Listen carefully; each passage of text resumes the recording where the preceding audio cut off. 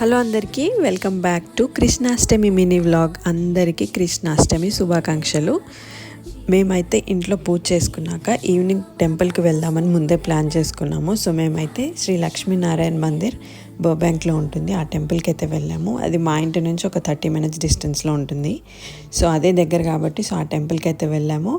And అక్కడ మేము వెళ్ళిన వెంటనే అంటే గర్భగుడిలోకి వెళ్ళిన వెంటనే హారతి స్టార్ట్ అయింది. అండ్ అక్కడే భజన కూడా జరిగింది. సో అవన్నీ చూసుకున్నాక చిన్న కృష్ణుడిని ఉయ్యాల్లో పెట్టుంటారండి. సో అది ఆ ఉయ్యాల మనకు ఊపే ఛాన్స్ ఇస్తారు. సో అది అయిపోయాక బయట శివుడికి అభిషేకం కూడా చేసుకోవచ్చు. అండ్ ఆ రోజు లాస్ట్లో మహాప్రసాదం ఉందని చెప్పారు. సో మహాప్రసాదం ఏంటి అంటే అన్నదానం అండి. అన్నదానం గుడి వాళ్ళే ప్రొవైడ్ చేస్తారు. సో ఈ ఐటమ్స్ అన్నీ పెట్టారనమాట.